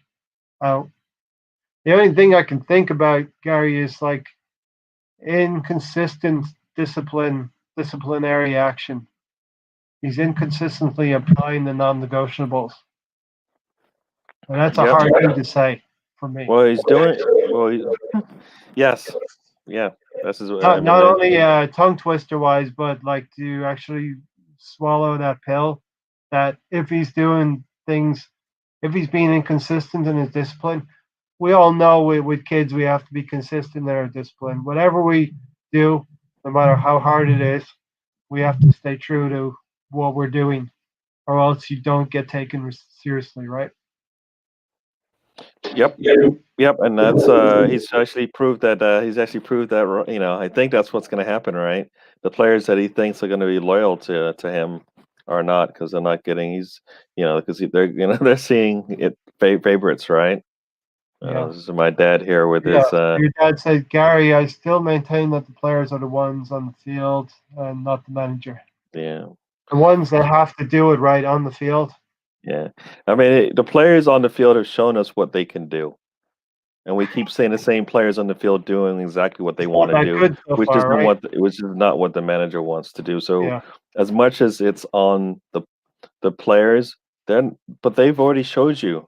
They've shown you what they're going to do. They keep doing the wrong things and they keep playing. So at some point it can't be the players on the field anymore, because the manager, the coach, the manager is putting them out there to fail because he knows what they're going to do. They're going to let him down when they need to be strong. They're not going to be able to finish because they're not clinical with their shots. They're not going to attack the ball, so they're not going to be aggressive with the ball in the air, right? Mm-hmm. That's all those things. You see them in practice, you see them in the games, but you do nothing to change it because you put them right back out there. So whatever you thought they learned in practice, they haven't, because they're doing the exact same things over and over and over again. So as much as it's the players on the field, they're not the ones they're not the ones forcing their hands to be out there. Maybe except for Willian, maybe it seems he might have it written down that he has to play, which I find ridiculous. And I would break that contract if I would break the contract in the sense that I wouldn't play him just because the contract says I have to. That's Contracts should not dictate the amount of minutes or the amount of time you get on the field. That should be determined by the manager. Yeah. And we're coming to a situation where you said in the season we're not going to be able to use the Europa League. So now we're going to get two teams that are going to merge into one, and we're going to see what happens if he remains true. He may well be forced to use some of the younger players in upcoming games over the Christmas schedule as well. Yep. Hopefully, right? Hopefully that the circumstances may force his hand rather than him understanding what he needs to do. And that's the part that I don't like, is that he always has to seem to be forced into something, either by an injury or whatever, or a red card or whatever. That seems like, think about it. This is the same thing that happened last year. We don't even recognize what we have in Martinelli until Aubameyang gets his red card. Yeah. We don't get to see. Yeah. Yeah. Last year, Arteta didn't seem to like Martinelli until he had the opportunity. Yeah. So if you're learning for the first time on the job and you're taking notes, right? Let's see, Martinelli. Why is he not the player I thought he was. Well, because I gave him an opportunity, and he showed me that he's worth it. Wow. Okay, so now everybody thinks Martinelli's the guy. So we come to, the next season. A red card happens. Pepe actually shows you what he can do when he has the ball in certain situations. Mhm. This is the player that we thought we wanted. This is the player that we expected to have. He's showing us what we got. Yeah. You We have know, we have a fan base, Gary, who last season they're vilifying Pepe, but he is our second most productive player last season. yeah. And Yeah, and that's the expectations are big with him. And partly because of the money, but I think it's also partly because of his talent. he's got I it. mean, he's got some talent in there, and when he wants to, which is the trick as a manager, as a coach, you got to figure out how to get those players to want it all the time, right? And if you're Yeah. punished, I feel like he gets punished because he's thinking about going back, getting back on defense and all of that, and not necessarily also thinking about what he's out there for, right? Mhm. And I think, so he might think it is a punishment, but the coach has got to figure out a way to show him that, you know what, if you go back on defense and play, guess what? We're going to get the ball back and you're going to be able to move up the field and you're going to get the score. It's not a punishment. It's actually being part of the team, Learn. and those are things that coaches are going to get out of their players. You're going to show you that, you know what, that's why you got to work 100% on both sides of the ball, before, behind it, or in front of it, depending on where you are. You want it. That's what you want. That's what a coach does, right? Yeah. Tashi makes a good point about Ainsley Maitland-Niles, and we've mentioned this before. Um, what's going to happen with Ainsley Maitland-Niles? We should have sold him the Wolves, and if we weren't going to use him, Gary, it's very strange. That's a really, yeah. That's just really disappointing point, right? We are letting players go. Or Partey sorry, never. Sorry. keeping players and not playing them, and then when we know we need the money, right? Mhm. I mean, that was the whole point of some of these moves, was because we wanted to bring in players. You have an opportunity to do that, you do it. We don't, we keep them, and then we don't play them. So then, what's the point of keeping them? I mean, Oh, it just doesn't make any sense. yeah, That's I what know. happened. But he needs to find a way into the team. He played in midfield on Thursday night and did not look out of place and actually solved some parts of the game. Yeah. Again, we need to gauge the level of opposition against the level of play that the young players. And I don't think you're going to throw them in at the deep end. I think they're capable of playing in the Premier League, especially if you have some senior players beside them in certain positions. Well, think about it. Is Maitland Niles actually a player that hasn't actually played in some big games for Correct. Arsenal in the Correct. last year? I mean, so Yeah. it's not. So it's not even a case of experience. He has experience playing. I mean, didn't he play towards the end of the season in the last 2 or 3 games that we needed to Yeah. win? It's So not a huge gamble. In my eyes, it's not a huge because these players have been there. I'm not going to say they've done it and won trophies, but he's got an FA Cup, hasn't he? Ainsley Maitland-Niles. We need yeah. to start using that experience that these young players are getting. Tashi, uh, Football with Brownie has told me that Partey, and he's based in Spain, so he may know, Partey was injured at Atletico. So he did come to us with an injury record. And let's get into that now. The second goal goes in. We're 4-2. We talk about Kane carved us up. But what's really sad is that in the build up to that game, that move, while we're attacking, Partey is hobbling toward the sideline, Gary.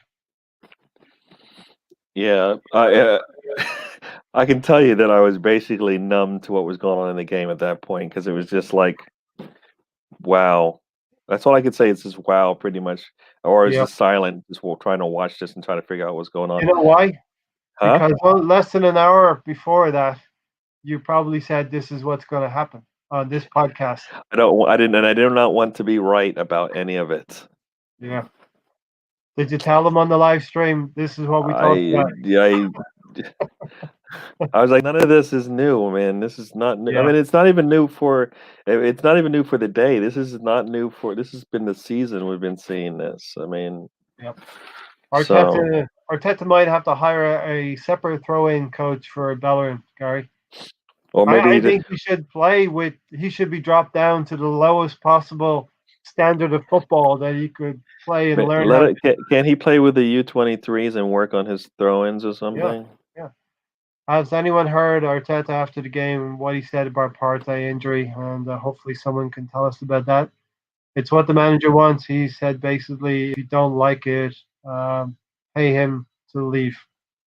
Yeah, I mean, the manager said he knows every manager is going to leave every club at some point in time. It's just That's it's it's a really good mindset to be coming into your team, right? That guess what? You're gonna fire me, or I'm gonna leave at some point. You know what? If that's how you think about going into your interview and that being one of the things you say, I'm going to come in here, I'm going to give you all I can, but at some point you're going to fire me or I'm going to leave.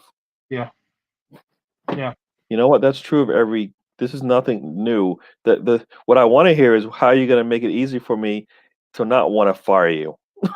yeah. Basically, you're stating the obvious, and you're wasting the air and the breath in your mouth to say that. Yes.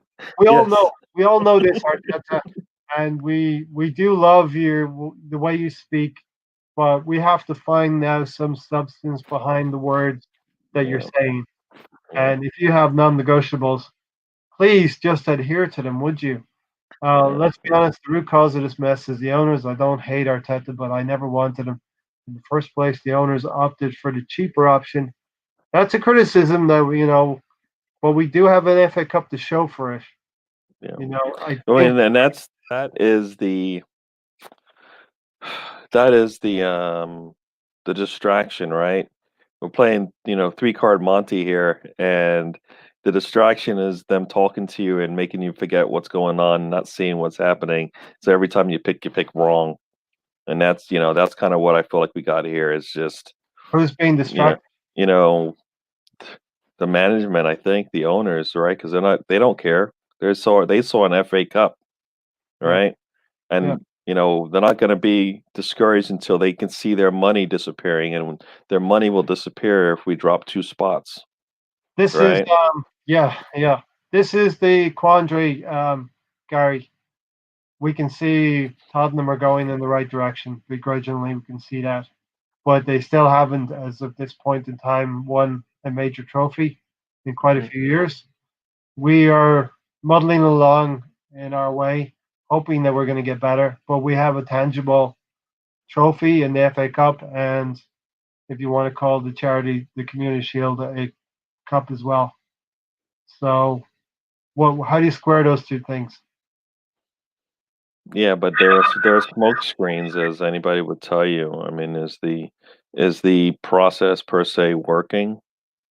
No, Yeah, we're just getting worse. I mean, can we win a Europa League right now the way we are playing? I don't think no, so because we got to play teams. We got to play teams at the Tottenham and Liverpool and Aston Villa and Wolves level to win it, right? And better than that, right? we are going to be in a situation where maybe we're going to try and defend the FA Cup. Yeah, and to do that, we're gonna still have to beat who, right? You got to, who do we play next in the FA Cup? I don't. Is it the Wolves? Is it the Wolves or is it Crystal Palace? I think. We play Newcastle. Oh, Newcastle. Sorry. So, Mr. Bungle, I'm on record as saying give Arteta till the end of the season. Give yep. him a full season, unless things get very, very drastic. I mean, if we stay 15, 16, 17 into January and February, something's got to happen. You Yeah. cannot be, you cannot be 15th, 14th, 16th come February. Well, that's the problem with waiting until January, right? So either you're gonna make the move before January window, or you're gonna wait till the end of the year and just hopefully hold on. I mean, or go with some interim manager through to the end of the year or something like that. But to make a drastic change is probably going to be. I mean, you want somebody who's going to be able to come in and tell you, you know what, this is what I need to happen in the January window if we're going to want to succeed. This is what I'm going to need to happen. This is what players we're going to need to bring in. If we're going to pay, if we said that we have an open checkbook to bring players in, the sooner we bring them in, the better we are. Especially if we bring in a new manager, right? Mhm. And that's how I see it. So either we're going to do it in before December ends. Wow. So I feel like you either have to make that decision now, or you're going to have to hold on and Are you saying, Gary, the next 5 or 6 games are critical? We just previewed the 5 games. I believe yeah, definitely. If we Definitely, lose because like because four, if something we like lost four, 4 out of yeah, those if, if 3, we lose four, that means we're going to lose to teams. We're going to lose at least one game to people below us right yes, now, yeah. Wow. right? And we're just going to drop further down the table. We have young players. We have a dynamic young academy. Let's start using them. The players, for the most part, the players are there. We need to start evaluating in this month, the month of December, what we have. I watch Cannon Fodder as well, and James and Alex talk about this. Go through your academy system and see what you have. Then you go into January and you know what you need. You've got a coach like Mourinho. He knew the players he wanted. He went out and got them. Now they're playing in a way. You don't have to be Chelsea. You can spend efficiently. Find out what you have, use it, evaluate it, see what you've got, and then make your modifications in January when the window opens. Yep. You've got 2 times a year you can do it. Yep. Hopefully, the club, the owners, in my estimation, the owners are not accountable here. They've given this business the assets it needs to move. Yeah, And I mean, if you look at Tashi's statement there, right? I mean, we keep saying that players as they can start down tooling at some point. Well, they're actually being kind of forced to do it. It seems to some degree because if I'm going to work my work my my butt off in these games and do the best that I can and look and be successful at it, and then I get nothing for it, at some point I'm going to be like, well, why? look You at know? this, great point. No wingers on the bench to go to today. We Yeah. had nothing to help us out in the wide areas. When you know you might be in that situation, And you know what? And then we kind of set ourselves up for that. We put in players that aren't aren't defensively strong, and we didn't put our offensive players were nowhere to be seen out Mhm. of the game because of that. So you kind of just weaken yourself all over with some of the moves that were made with the starting lineup, the bench. I mean, we needed the goal. We couldn't, like you said, we couldn't bring anybody in. Mhm. Where is the Yeah, goal going to come from? great point from Robin and Tashi there. The assembled, great points. I agree with you. Ainsley Maitland-Niles did my marking jobs when we needed him in the cup run. But we keep dead players. Xhaka, Bellerin, and Willian. I'm going to keep going on about it now. And this Yeah, no. I mean, not an agenda. It's not an yeah. agenda, Gary. It's an opinion. Yeah, Maitland-Niles is a really good defensive player for us wherever he is on the field. The only negative we have on him is that he's clinical when he moves forward in the final third. But you know what? He doesn't. But he's so much better on the defensive end that we can live with that. Because once in a while he might get it right, but he barely gets it wrong on the defensive end, right? Yeah, And right now, we're not going to win games because of our offensive play right now. That's not the way we're set up to win. We can't do that. We know that. So why go away from that? right. So we're going to go about 4 or 5 more minutes. I think we've had a Okay. very, very good podcast and Mhm. in some ways a good discussion, Gary. I don't. Do you feel a little bit better? Feeling better? No, No, no. I mean, no. it's good to. I mean, not get. I mean, it's good to get out there and talk about all these things and remember some of When the we good times and when we make this podcast, Arsenal will still have lost 2-0 to the scum. It will still hurt Yes, so much. yeah. I mean, like I said, I smile because I guess I'm enjoying talking about. This is what I enjoy talking about the team and all of that, and it Robin, is fun. Yeah, Robin wants to see Emil Smith Rowe get a run of games. There's an 18-man panel or a squad. We could turf out 2 or 3 of those players, and not have them make the 18 and bring Emil Smith Rowe in, Balogun and Nelson. Yeah. There you go. Here's a question from Tashi. Tashi's bringing some good stuff. There are so many reminiscences between Arteta and Emery. Both of them don't know their best 11. There's no identity either. Some games we press and vice versa. Thoughts? I would flip that on Tashi and say the constants are the players as well. Let's not forget that. Yeah, I mean they're both getting punished by those players that they keep leaning on.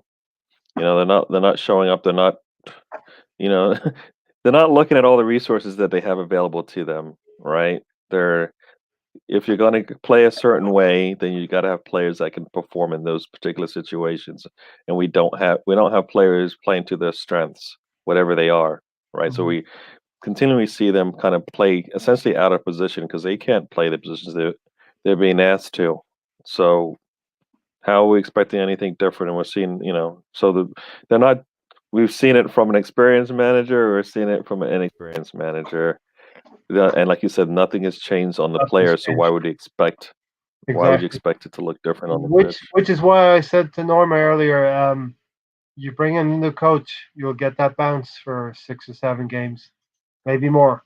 But you're going to see the tendencies go back to what we're seeing right now.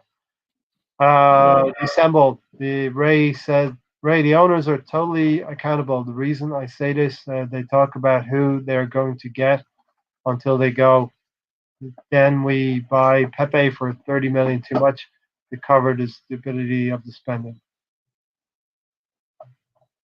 Yeah, I mean, we know that's when we say that they don't have the support they need above. It's not because they give them the money. It's just because they let. I mean, so wait a second. He's worth 40 million. Okay, that's fine. Oh, but it's going to cost us an extra 30. To get him. So what? We say it again. It's going to cost as much just to transfer him over it is to sign him with the team. How? What? I don't. You don't necessarily have to understand the game as much to understand that something's a little bit, not right with that kind of process. Yeah, Yeah, as Stan has said, listen, you take everything in its entirety, and yeah, I'm going to say poor Pepe because maybe he's an introverted kid and he feels the pressure. You have to yeah. think about that. He feels the pressure of 72 million. It's Hmm. not his fault that he went in the economic situation for 72 million. But Yep. as Stan says, we picked up some bargains that we should have paid more for. No, we definitely it's Kearney definitely and a wash. Gabriel being two of them, right? Yeah, it's definitely a wash in terms of what we've gotten, what Martinelli. we've overspent. We're talking about Martinelli who's going to come back. We got him for 6 million. What is he worth now? What would you say Martinelli's worth on the It market should be now? easy 25, right? I mean, he's I a would young player. I would probably go to 40, but Yeah. that's me. We just want to say hi to football with Brownie and Yeah, exactly. Ryan from Mr. Arsenal podcast. Yeah, Come in, yeah, say hi to yeah. us. So listen, we're going to round it up here, and thanks for joining us, everyone. If you guys were to sign one player in January window, this is a good one to maybe finish off on. Unfortunately, we can't purchase a whole new squad, Gary. Who would you go for? I've got not a unique candidate in my mind. Wow. I mean, I'll let you go first because I wanted to. I would go for Dominic Zabazai. Yeah. We need a strong, physical, creative player that's going to play behind our front three. And did you notice Lacazette was probably playing that creative role behind Saka, pushing in alongside Aubameyang and Willian on the right. Yeah, and I guess if depending on how much how much money we have in our in our pockets when we go out and buy. I mean, if we wanted to change a little bit about the team, I mean, I'm like, now is the time to spend that $100 million and maybe get the Grealish, right? I mean, if that's what it's going to cost, that's what you need. That's what you go get. I mean, if you're talking about like not having any kind of budget to, if you're going to spend money to make the team much better, then that's what you would do. I don't know how easy or hard that would be to do, Yep. but that would make a serious change to the team. I think Slabberslide definitely would help, and we we we have players that haven't played and players that are coming back from injuries, and those all are going to be positives for us. But we need more depth in the midfield. So I don't care where they would go with their purchases, but they need to Yeah. improve the depth there. You look at Yeah. look at our two suggestions. I forget who you picked again. I said Grealish because I said we just would Yeah. spend. So look at the two players. I picked Szoboszlai and you picked Grealish. We have more juniors and less perfect players in our squad right now who are have similar traits to both of those players. I would say Emil Smith Rowe, and we're talking about potential. I would say Emil Smith Rowe could possibly be that creative player like a Szoboszlai, and I would say Reece Nelson could be that kind of player like a Grealish. I'm not saying it's equal to. I'm saying we have something similar to that within our squad. We just need to develop them, and it would take another year or two. Are you willing to wait another year or two for Reece Nelson and Emil Smith Rowe? You know what, I would say yes if we had our starting 11, but we don't even have that right now. That's the problem, right? We don't have those players that play in front of them, and then they come in just like the Fodens, right? He doesn't play every game because they have players that come in ahead of him and are able to let him come in when he needs to. And that's kind of, you got to start with one. You either got to get a good strong depth in your team, or you're gonna have to go out and get your starting 11, and then figure out your base, your depth from there. But we don't have, I don't feel like we're doing that with what we've done so far. I mean, Gabriel, although a good pitch, he didn't. That's not where we had depth. We just had terrible depth, right? And we couldn't get rid of it. We had areas also there just as important, and we didn't put money there as either. But I feel like right now, unless we can spend top dollars, we need to just improve the depth, which means replacing players that are bad with players that are at least decent. Yeah, the Assemble's worried that someone would come in for Martinelli, and I mentioned earlier maybe Arteta is not as keen on Martinelli, so that is a concern now you've just raised with me. The Assemble, it's going to be in my mind the next few weeks. We want to see, and Martinelli's not going to be a savior. He's somebody who can help us. It's so ironic how much we miss a player like Giroud. He would do a job right now, and he was underappreciated, but he sort of crossed the line in the Europa League final for me. Uh, you know, not having respect for former teammates or your former club, no matter how you left the club in that triangle of players that we got Aubameyang into the club. Or maybe he's just pissed off at the team for how they treated him. Everybody thinks it's the way that he's treated us, but you know what? Maybe he feels the exact opposite. That I got treated pretty badly there as well. I mean, we've said it time and time again that he would be out there and we would be playing just a ball up the field, and wanting to walk it in. And as soon as he came off, we were throwing crosses out there, right? So Yeah. thank you, Tosh. Yeah, but we know he's good in the air, and 9 times out of 10 we never would go that route. So. I will leave to make some food. Thanks for tonight, guys. Yeah, we're just about done, Robin. And listen, I don't know where you're based. If you're based in the UK, we do a Thursday night here on the eastern side of America at 8:30. It'll be crazy hours for you, 1:30 a.m. But we do have a sizable contingent of UK viewers that do tune in, and it's great crack, as we say in Ireland. Great fun.